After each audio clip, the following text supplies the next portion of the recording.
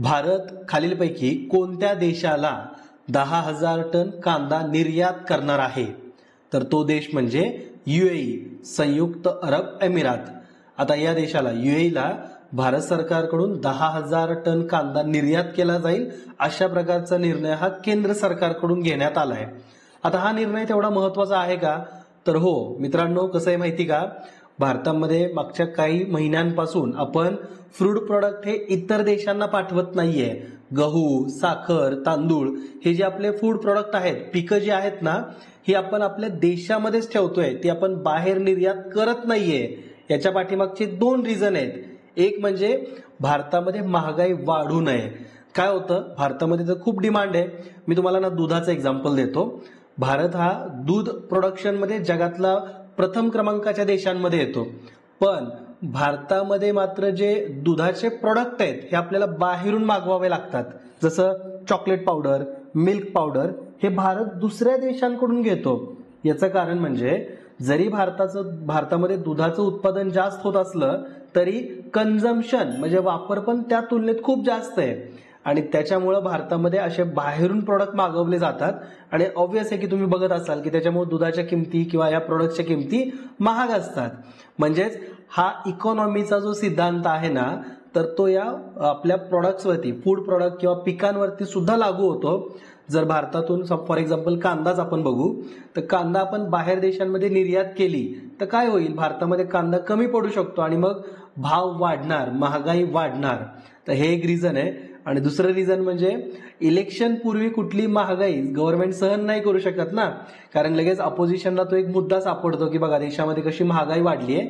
तर म्हणून भारताने बरेचसे जे आपले पिकं आहेत ना, तर त्यांची निर्यात बंद केली होती, त्याच्यावरती बॅन आणलं होतं. पण आपण सूट म्हणून UAEला अशा प्रकारे 10,000 टन कांदा पाठवतोय. तर मे बी बघा काही दिवसांमध्ये कांद्याचे थोडेफार भाव वाढलेले सुद्धा दिसू शकतील. ठीक आहे. आता हे आपण असा निर्णय का घेतलाय, तर भारत आणि UAEचे संबंध मैत्रीपूर्ण राहावेत म्हणून अशा प्रकारची सूट आपण UAEला दिलेली आहे. ठीक आहे. रिसेंटली तुम्ही बातम्यांमध्ये हे सुद्धा बघितलं असेल की मालदीव, ज्याचे रिसेंटली भारतासोबत काही संबंध एवढे चांगले राहिले नाहीयेत, म्हणजे ते स्वतःहूनच आपल्या देशासोबतचे रिलेशन खराब करतोय मालदीव. ओके. पण भारताकडून मात्र मालदीवला अशाच फूड प्रॉडक्टच्या एक्सपोर्टमध्ये सवलत देण्यात आली आहे. म्हणजे जे अशी कांदा, टमाटो असे जे पिकं आहेत तर याचं निर्यात हे आपण मालदीवमध्ये सुद्धा करणार आहे. ठीक आहे. पण 10,000 टन कांदा कुठं पाठवतोय, तर UAE मध्ये. हे लक्षात ठेवायचं आहे. भारताचं कांद्या संदर्भातचं जर उत्पादन बघाल ना, तर भारत हा जगातला दुसऱ्या क्रमांकाचा कांदा उत्पादन करण्यामध्ये येतोय. ठीक आहे. दुसऱ्या क्रमांकाचा देश आहे. ठीक आहे. भारतामध्ये कांद्याची वेगवेगळी 2 पिकचक्र असतात. पहिली जी काढणी आहे ती नोव्हेंबर ते जानेवारी दरम्यान चालतीये, आणि दुसरी काढणी ही जानेवारी ते मार्च दरम्यान. हा पिरियड लक्षात ठेवायचा आहे, एक्झाम मध्ये क्वेश्चन येतात. ओके. या पिकांची कोणती कोणती वाहनं वापरली जातात हे सुद्धा एक्झाम मध्ये विचारण्यात येतं. कांद्याची वाहनं इथे लक्षात ठेवा, डार्क रेड, लाईट रेड. आता यांच्या प्रत्येकाच्या नावापुढे ना ॲग्रीफाऊंड आहे. Agrifound dark red, Agrifound light red, त्यानंतर NHRDF red, Agrifound white, Agrifound rose, Agrifound red, Pusa Ratna, Pusa red, Pusa white round. तर ही सगळी जी वाहनं आहेत ही सगळी कांद्याची आहेत. लक्षात ठेवायचं. ऊसाच्या वाहनावरती ऑलरेडी आयोगाने क्वेश्चन विचारलाय, कांद्याची वाहनं लक्षात ठेवा. असंच ना गव्हाची कोणती कोणती वाहनं आहेत, तुम्हाला आठवत आहेत का नावं त्यांची? तुम्ही कधी बघितलीत का? मला कमेंट करून कळवा. गव्हाची. ओके. त्याचबरोबर ना कांदा उत्पादनामध्ये कोणत्या राज्याचा कशी क्रमवारी आहे हे पण लक्षात ठेवायचे. महाराष्ट्र पहिल्या स्थानावरती येईल, कर्नाटक दुसऱ्या स्थानावरती, मध्य प्रदेश तिसऱ्या स्थानावरती आहे, आणि चौथ्या स्थानावरती आहे गुजरात. हे उत्पादनानुसार आपण यांचा क्रमांक बघतोय. सगळ्यात जास्त कांद्याचं उत्पादन महाराष्ट्रामध्ये होतं. ओके. त्याचबरोबर भारत हा 2022-23च्या आकडेवारीनुसार जर बघितलं तर बांगलादेशला सगळ्यात जास्त कांद्याची निर्यात करतोय. त्यानंतर मलेशियाला, त्यानंतर UAE, श्रीलंका, नेपाळ आणि इंडोनेशिया. ही आकडेवारी आपण 2022-23ची बघतोय. ओके. आता UAEचा विषय निघालाय तर थोडक्यात मॅप पण समजून घेऊ. हे बघा, हा आहे UAE. आता इथं वेगवेगळी तुम्हाला ठिकाणं दिसत आहेत. तर ही ना एकूण 7 वेगवेगळे अमिरात आहेत, 7 वेगवेगळी राज्य आहेत. हे एकत्र आले आहे आणि यांनी एकूण UAE म्हणजे हे युनायटेड अरब एमिरेट फॉर्म केलंय. मग ही 7 राज्य कुठली आहेत ना, ही माहिती असायला पाहिजे. हे सगळ्यात मोठं राज्य आहे ते म्हणजे अबुधाबी. त्यानंतर हे वरती थोडं दिसेल ते म्हणजे दुबई आहे. त्यानंतर इथं अगदी छोटंसं राज्य दिसतंय ते आहे अजमान. त्यानंतर उमल अल क्वाईन, त्यानंतर रस अल खैमा. त्यानंतर इथं जर तुम्ही खाली थोडं याल तर इथं हे जे 2 प्रदेश दिसत आहेत तर हे फुजराहा या राज्याचे आहेत. ठीक आहे, फुजराहा. आणि त्याचबरोबर हा मोठा जो प्रदेश दिसतोय ग्रीन कलरचा तर तो आहे शारजहा. अशा एकूण 7 वेगवेगळे एमिरेट्सचं मिळून हे UAE बनलेले आहे. ही 7ही नावं लक्षात ठेवा, एक्झाममध्ये क्वेश्चन येऊ शकतो. जपानच्या बेटांवरती आयोगाने क्वेश्चन विचारलाय तर भविष्यामध्ये यांची क्रमवारी सुद्धा विचारली जाऊ शकते. तर मॅप थोडा व्यवस्थितपणे हे व्हिडिओ पॉज करून बघा. अशीच क्वालिटी इन्फॉर्मेशन आपल्याला या लेक्चरमध्ये सुद्धा पुढे बघायची आहे. 10 एप्रिलच्या महत्त्वाच्या घडामोडी आपण बघतोय. तुम्हा सगळ्यांना अगदी गुड मॉर्निंग आणि व्यवस्थित अभ्यास करायचा आहे. भरपूर सारे मुद्दे आपल्याला लेक्चरमधून बघायचे आहेत. लेक्चर बघून झाल्यानंतर ह्या लेक्चरची PDF आपल्या टेलिग्राम चॅनलवरून डाउनलोड करा. पुढच्या प्रश्नाकडे येऊ. उरल नदीला पूर आल्याने कोणत्या देशाने फेडरल आणीबाणी जाहीर केली? तर आता हे उरल नदी म्हटलं की उरल माउंटेन आठवत आहेत का तुम्हाला? तर हो, उरल माउंटेन हे ना रशियामध्ये पसरलेले आहेत बघा. रशिया आणि युरोपला जोडणारे ते माउंटेन किंवा पर्वतरांग आहे. त्याच पर्वतरांगेमध्ये या नदीचा उगम होतो, म्हणून याला आपण उरल नदी असं म्हणतो. ही नदी ही युरोपमधली 3ऱ्या क्रमांकाची सर्वात मोठी नदी आहे. ओके, आणि या नदीला पूर आलाय आणि त्याच्यामुळं फेडरल आणीबाणी जाहीर करणारा देश आहे तो म्हणजे रशिया.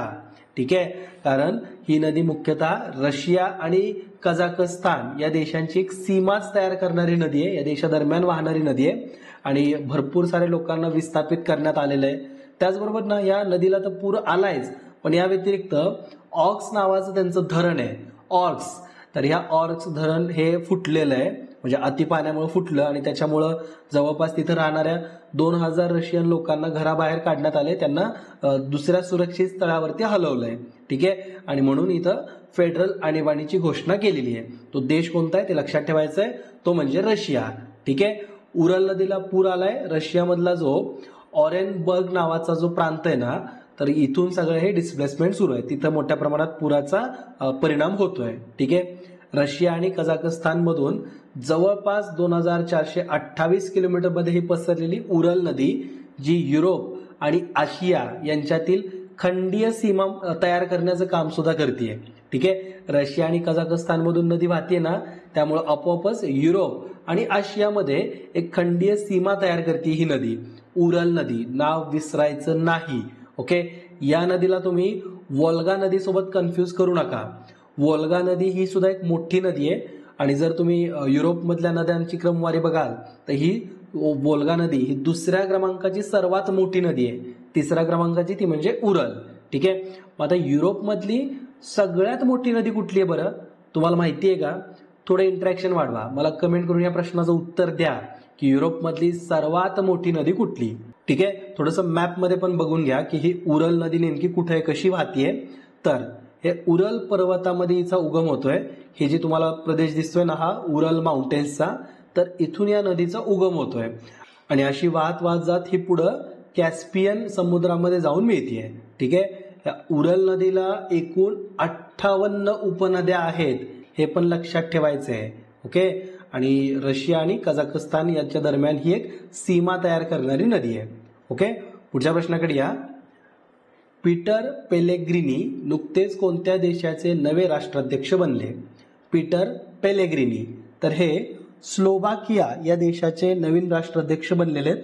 स्लोवाकियाच्या राष्ट्रवादी म्हणजे डाव्या सरकारच्या पाठिंब्याने आता पीटर पेलेग्रिनी हे तिथलचे राष्ट्राध्यक्ष बनलेत. एकूण जर त्यांना मतांचं प्रमाण किती पडले हे बघितलं तर 53.85% मतं हे पेलेग्रिनी यांना मिळालेत. ठीक आहे, म्हणजे अगदी काठावरती पास झालेले विद्यार्थ्यांमध्ये येत आहेत. 1993 मध्ये स्वातंत्र्य मिळाल्यानंतर जुझाना कापुतोवा यांच्यानंतर ते 6वे राष्ट्राध्यक्ष बनले. म्हणजे तुम्हाला याच्यातून काय लक्षात आलंय की स्लोवाकिया हा जो देश आहे ना, हा 1993 मध्ये स्वतंत्र झालाय आणि आता त्यांच्या देशाचे हे जस्ट 6वे राष्ट्राध्यक्ष आहेत. ठीक आहे, आणि हे जे नवीन राष्ट्राध्यक्ष आहेत पीटर पेलेग्रिनी यांनी 2 महत्वाची कामं केलीत. एक म्हणजे स्लोवाकियाच्या पंतप्रधानांची आता ते नेमणूक करतील आणि दुसरं काम त्यांनी केलेलं आहे ऑलरेडी, ते म्हणजे युक्रेनला जो स्लोवाकियातून शस्त्रास्त्र पुरवले जायचे तर ती निर्यात पूर्णपणे थांबवली आहे. ओके, म्हणजे थोडा आपल्या रशिया गटातले दिसत आहेत बहुतेक. तर युक्रेनचे जे शस्त्रास्त्रांची निर्यात होती ही सगळी त्यांनी थांबवली आहे. ओके, तर हा स्लोवाकिया नेमका जगाच्या पाठीवरती कुठे आहे हे आपण पहिल्यांदा बघू. हा आपला भारतापासून आपल्याला इथं युरोपमध्ये यायचं आहे. हे पोहून जाणं शक्य नाहीये, त्यामुळे पोहायला नाही लावणार. डायरेक्टली दिल्लीतून फ्लाईट पकडून जर आपण इथं आलो तर युरोपमध्ये बघा हा पोलंड दिसतोय. तर पोलंडचा शेजारी देश आहे तो म्हणजे हा स्लोवाकिया. ठीक आहे, तर आजूबाजूचे देश बघा, हा आहे उत्तरेकडे पोलंड. ही जी सीमा लागून आहे ही चेचिया या देशाची आहे. ऑस्ट्रिया हा देश आहे बघा, ऑस्ट्रिया याची राजधानी आहे व्हिएन्ना. आणि ऑस्ट्रेलिया वेगळा, तो दुसऱ्या खंडात आहे. ओके, तर तिकडे नाही जात आता. ऑस्ट्रिया बघा इथं, त्यानंतर हंगेरी. आणि इथं ही जी सीमा लागून आहे ही या युक्रेन देशाची सीमा आहे. ठीक आहे, स्लोवाकियाने काय निर्णय घेतलाय की बाबा आता ह्या युक्रेनमध्ये जे वॉर सुरू आहे, जे त्यांना आम्ही शस्त्रास्त्र आधी पाठवायचो तर ते आता स्लोवाकिया पाठवणार नाही, अशा प्रकारचा निर्णय तिथलच्या नव्या राष्ट्राध्यक्षांनी घेतलाय. त्यांचं नाव काय आहे? Peter Pellegrini. ठीक आहे, त्यांना म्हणजे त्यांच्या नावात ग्रीनी आहे हे तुम्ही लक्षात ठेवायचं आहे. पुढच्या प्रश्नाकडे या. सुखना वन्यजीव अभयारण्य कोणत्या राज्यात किंवा केंद्रशासित प्रदेशामध्ये आहे? तर हे चंदीगडमध्ये. आता हे चर्चेमध्ये कुठून आलंय याचं नाव लक्षात ठेवा बरं का, सुखना. तर नाव कसं आहे, सुखना म्हणजे बघा आपण म्हणतो ना की काय सुकून चाललाय, हिंदीमध्ये सुखना, रूठना असेच टाईप आहे. तर चंदीगडमधलं हे वन्यजीव अभयारण्य हे चर्चेमध्ये येण्याचं कारण म्हणजे या वन्यजीव अभयारण्याच्या भोवतीची जे प्रदेश आहे, जागा जी आहे, तर ती आता केंद्र सरकारने इकॉलॉजिकल सेन्सिटिव्ह झोन, त्याला ESZ असं म्हटलं जातं, eco sensitive zone, ecological sensitive zone म्हणून केंद्र सरकारने ही पूर्ण बाजू किंवा ह्याच्या आजूबाजूचा प्रदेश हे नुकताच अधिसूचना काढून अशा प्रकारचा निर्णय घेतला की बाबा हे आता सगळं ESZ मध्ये येणार, इकॉलॉजिकल सेन्सिटिव्ह झोन मध्ये येणार. याच्यामुळे काय होतं की आता पर्यावरणाच्या संरक्षणाचा कायदा 1986चा आहे, त्याच्या अंतर्गत केंद्र सरकार अशा प्रकारे एखाद्या प्रदेशाला संरक्षित करण्यासाठी म्हणून त्याला ESZचा दर्जा देऊ शकतो. मग यामुळे काय होतं, तिथं ऍक्टिव्हिटी करताना काही गोष्टी ह्या तुम्ही तिथं करायच्याच नाहीत अशा प्रकारचे रूल तयार होतात. जसं या प्रदेशामध्ये आता खाणकाम करता येणार नाही, व्यावसायिक खाणकाम तिथं करता येणार नाही. काही गोष्टी तुम्ही परवानगी घेऊन करू शकता, जसं की स्थानिक शेती, तर तुम्ही परमिशन घेऊन अशा प्रकारे शेती तिथं करू शकता. रेग्युलेटेड काही गोष्टी तिथं करता येतील, जसं की समजा वृक्षतोड करायची आहे तर ती अगदी व्यवस्थित त्याच्यावरती निगराणी राखून वृक्षतोड केली जाऊ शकते. म्हणजे ज्यावेळेस एखाद्या प्रदेशाला ESZ म्हणजेच इकॉलॉजिकल सेन्सिटिव्ह झोन म्हणून जर डिक्लेअर केलं केंद्र सरकारने पर्यावरण संरक्षण कायदा 1986चा वापर करून, तर त्यावेळेस त्या प्रदेशाचं रक्षण केलं जातं असा एक अर्थ होतोय. ठीक आहे, म्हणजे तिथं बऱ्याचशा ऍक्टिव्हिटी ह्या अलाउड नाही आहेत. शाश्वत मानवी पद्धतींना परवानगी देताना जैवविविधतेचं संरक्षण करणे हा या पाठीमागचा उद्देश आहे. ठीक आहे, पुढच्या प्रश्नाकडे या. इंग्लंड, अमेरिका आणि ऑस्ट्रेलिया यांनी स्थापित केलेल्या त्रिपक्षीय कार्यक्रमाचं शीर्षक काय? म्हणजे हे तिघ जण आता एकत्र आलेत आणि या तिघांनी, ह्या 3 देशांनी एक संघटना फॉर्म केली, एक ऑर्गनायझेशन बनवली आहे. त्याचं नाव काय असं आपल्याला इथे विचारलंय. तर पर्याय जर तुम्ही बघितले तर यांच्या नावामध्ये, या पर्यायामध्येच त्यांची प्रत्येक देशाची नावं आहेत. जसं इथं A फॉर ऑस्ट्रेलिया आहे, UK फॉर इंग्लंड आहे, UK युनायटेड किंगडम, आणि US फॉर युनायटेड स्टेट्स.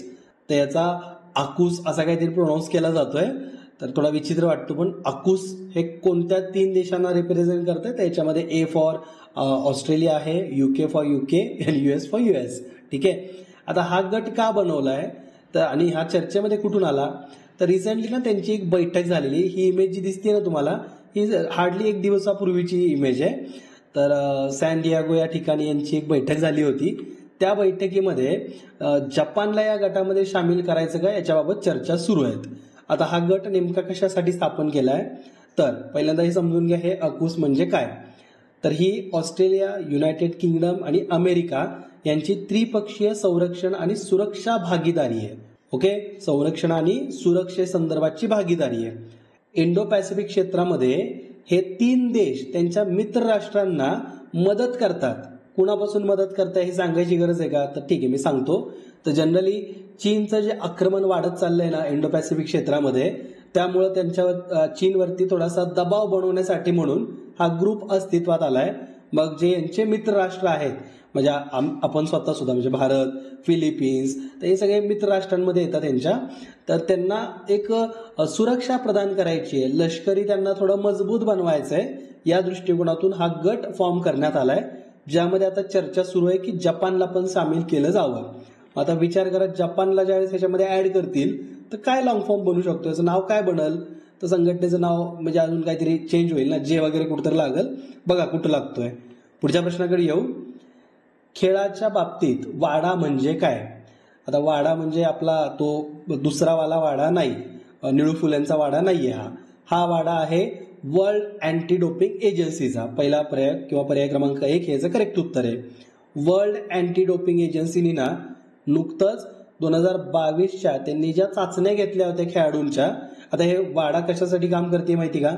तर जे खेळाडू जर एखाद्या औषधाचा वगैरे डोस घेत असतील, किंवा औषध म्हणजे मी त्या पॉईंट ऑफ व्ह्यू म्हणतोय, तर जर ते काही डोस घेत असतील किंवा काही अशा गोष्टी आहेत की ज्या अलाउ केलेल्या नाहीयेत, तर त्याच्या संदर्भात वेळोवेळी या वाडाकडून चाचण्या घेण्यात येतात. मग जर तो खेळाडू त्या एखाद्या पदार्थाचं सेवन करताना आढळला, तर चाचणी जर पॉझिटिव्ह आढळली तर त्या खेळाडूवरती बॅन वगैरे लागू शकतो. तर अशा प्रकारचं कार्य करणारी ही संघटना आहे. तर त्यांनी रिसेंटली 2022 मध्ये ज्या चाचण्या घेतल्या होत्या त्यांची आकडेवारी प्रकाशित केली आहे. या आकडेवारीतून एक धक्का बसतोय की भारत हा डोपिंगच्या गुन्ह्यांच्या सर्वाधिक टक्केमध्ये किंवा सर्वाधिक पर्सेंटेज वाईज पहिल्या क्रमांकाचा देश ठरला आहे. ओके, तर वाडानी ही अगदी धक्कादायकच गोष्ट सांगितली की ज्यानुसार भारतातले खेळाडू हे डोपिंगमध्ये पॉझिटिव्ह जास्त सापडत आहेत असं यांना म्हणायचं आहे. 2022 मध्ये डोपिंग गुन्ह्यांच्या यादीत भारत हा अव्वल स्थानावरती आहे. ठीक आहे. भारतातले ना एकूण 127 भारतीय ॲथलेटिक आहेत की जे प्रतिबंधित पदार्थांना चाचणी केली, म्हणजे प्रतिबंधक पदार्थांचं सेवन केलंय, त्यांची चाचणी केल्यावरती पॉझिटिव्ह आढळले. तर असे एकूण 127 भारतीय खेळाडू आहेत. ठीक आहे. आणि हा पर्सेंटेज वाईज 3.26% एवढं पर्सेंटेज होतंय जितके नमुने गोळा केले होते त्याच्या तुलनेमध्ये. ठीक आहे. भारतानंतर दुसरा क्रमांक लागतोय दक्षिण आफ्रिकेचा.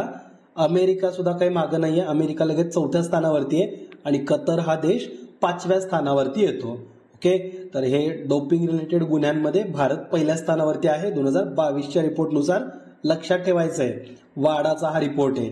तसंच देशामध्ये एक नाडा सुद्धा आहे, नाडा म्हणजे नॅशनल अँटी डोपिंग एजन्सी. आता ही भारताने कशी जशी म्हणजे जगामध्ये वाडा आहे ना, तर त्याची प्रतिकृती आपल्या देशामध्ये बनवली आहे की बाबा त्यांनी चाचणी केल्यावरती पॉझिटिव्ह सापडण्याच्या ऐवजी तुम्ही पहिल्यांदा इथं टेस्ट करू आपण, जर इथं पॉझिटिव्ह सापडला तर तुम्हाला पुढे पाठवायचंच नाही. पण तरी सुद्धा बघा पुढे गेले 127 जण पॉझिटिव्ह सुद्धा सापडलेत. ठीक आहे. आता म्हणजे हे नेमकी कशी कार्य करणारी संघटना आहे काय माहिती. भारतातील खेळाडूंमधील डोपिंग नियंत्रण करण्याचा प्रसार, त्याचबरोबर त्यांच्यावरती देखरेख करणं आणि अशा घटनांची नोंद करणं, तर याच्यासाठी म्हणून नाडा ही संघटना फॉर्म करण्यात आली आहे. याची स्थापना ही 2005 मध्ये करण्यात आली आहे. नाडा हे आपल्या भारत सरकारच्या युवा आणि क्रीडा मंत्रालयाच्या अंतर्गत कार्य करते, हे तुम्हाला माहिती असायला पाहिजे. ठीक आहे. तर या लेक्चरच्या माध्यमातून आपण भरपूर सारे वेगवेगळे क्वेश्चन्स बघितलेत. आज तुम्ही दिवसभरामध्ये घटनेची वैशिष्ट्य हा राज्यशास्त्रामधला टॉपिक अभ्यासायचा आहे. त्याचबरोबर राहिलेले जे समाज सुधारक आहेत हे सगळे व्यवस्थितपणे बघा. आता राहिलेले मी असा शब्द का वापरलाय, कारण मागच्या होमवर्क्समध्ये मी ऑलरेडी तुम्हाला 12 समाज सुधारकांचा अभ्यास करायला लावला होता. राहिलेले जे आहेत हे आजच सगळे तुम्ही संपवा. ओके, तर असे 2 महत्वाचे घटक अभ्यासायचे. मार्क ह्याच्यातून चांगले मिळतात किंवा क्वेश्चन याच्यावरती जास्त विचारले जातात, म्हणून हे तुम्हाला मी घटक सांगितलेत. ठीक आहे. स्वतः अभ्यास करा. त्यासोबतच आज विजन एमपीएससी वरती इतिहासा अंतर्गत एक महत्वाचा विषय घेण्यात येणार आहे, त्यामुळे ते लेक्चर मिस करू नका. ओके, टाइम टेबलनुसार आज आपल्याला हिस्ट्रीचा अभ्यास करायचा आहे. ओके, विजन एमपीएससी या चॅनलची लिंक खाली डिस्क्रिप्शन बॉक्समध्ये आहे, तिथून तुम्ही डायरेक्टली चॅनलला सबस्क्राईब करा. त्याचबरोबर कालच आम्ही विजन स्टडी 2.0 किंवा 2.0 या ॲपला लॉन्च केलेलं आहे. तुम्ही ते ॲप डाउनलोड करा. या ॲपच्या माध्यमातून भरपूर सारा अभ्यास करून घेतला जाणार आहे, त्यामुळे ते ॲप नक्की डाउनलोड करा. भेटूत नेक्स्ट लेक्चरमध्ये. जय हिंद, जय महाराष्ट्र. धन्यवाद.